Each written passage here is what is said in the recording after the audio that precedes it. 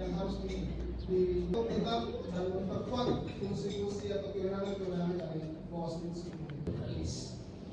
Jadi pertanyaannya ini cukup bisa didesainkan, bisa juga program itu melahirkan pemikiran karena dianggap kurang demokrasi. Bukan saja ad hoc, banyak titik-titik lemah.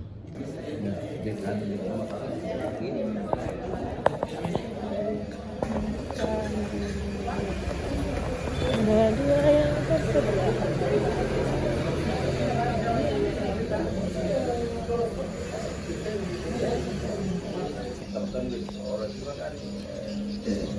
tidak semua juga harus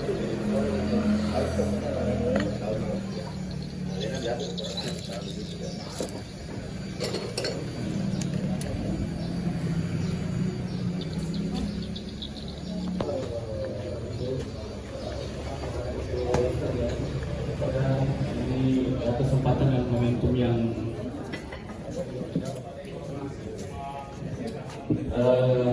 sangat bagus bagi kita. Beliau punya waktu sekitar 20 menit untuk sesi tanya jawab di kesempatan ini. Baik, Bapak dan Ibu sekalian, di kesempatan ini sudah aku yakin data-datanya, full datanya itu pasti akan diproses di saya Muhammad Sulubi, Sekretaris DPD Partai Golkar Kerajaan. Apa yang saya sampaikan ini bukan sikap Partai Golkar, tapi itu adalah pendapat pribadi. Sebelum putusan MK 135 yang gencar dulu di media adalah sistem. Nah, sekarang di hari ini yang gencar adalah 2,5 tahun atau 5 tahun atau ada perbedaan. Saya pribadi berpendapat bahwa ada beberapa skenario yang bisa di. Yang pertama adalah lanjut saja 7,5 tahun untuk menghargai daripada hasil kerja mereka pada saat pilih kemarin. Skenario yang kedua adalah ada tadi pendapat dikembalikan ke partai. Tetapi kalau itu dilakukan, maka harus jelas rambu-rambunya. Jadi aturannya itu harus sudah jelas, tidak boleh multitafsir. Karena ini akan menjadi potensi untuk terjadi perpecahan di kalangan partai. Jadi kalau dikembalikan ke partai, harus memang diatur betul, tidak menimbulkan salah tafsir, multitafsir, tidak dalam area abu-abu yang bisa diterjemahkan macam-macam. Jadi harus jelas memang, sehingga kita dibawa ke pengurusan partai itu tidak lagi mengurus konflik internal gara-gara ini. Kemudian yang kedua mengenai sistem terbuka dan terpilih. Saya secara pribadi mendukung kepada sistem terbuka karena kalau itu tidak ada lagi karena sudah jelas arahnya. Ada saja yang potensial yang punya suara sangat signifikan yang lalu, tidak ada yang otomatis, karena jelas bahwa kalau kita lawan itu baik lewat kita. Jadi saya dengan tetap kembali kepada dengan segala kelebihan dan kekurangannya, kita kembali kepada nomor urut.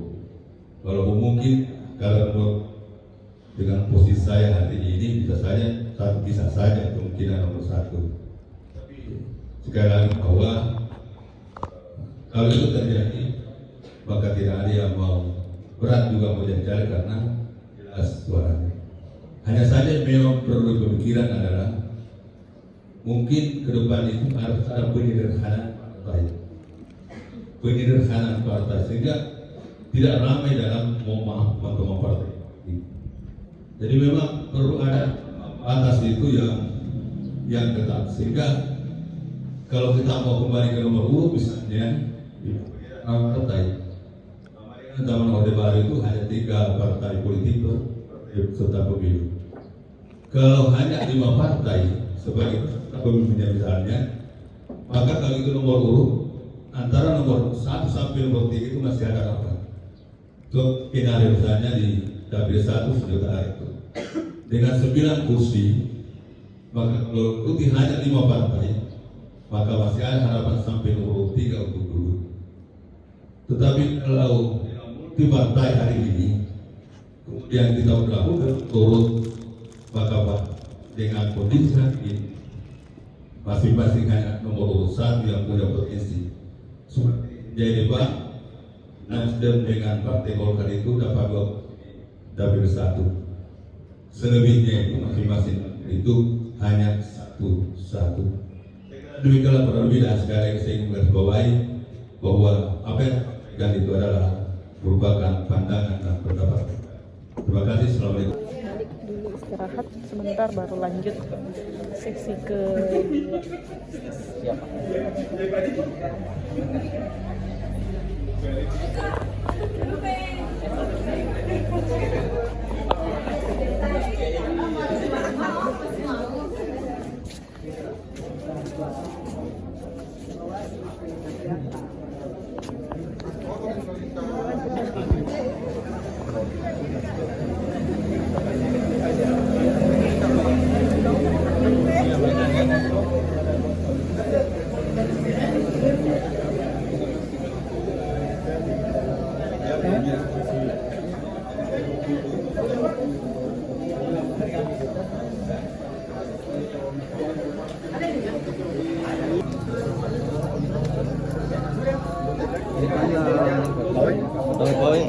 yang masih sabar.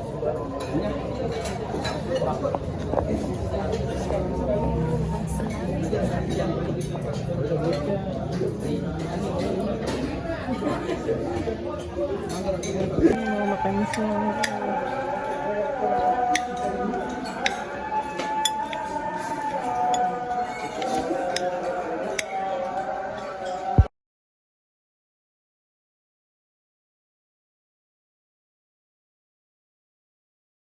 Secara efektif. Nah, tentu fungsi pengawasan itu bisa kita lihat pada aspek strukturalnya. Pemungkaran dan dari pemungkaran dia lebih dari pemungkaran itu sendiri. Assalamualaikum warahmatullahi wabarakatuh.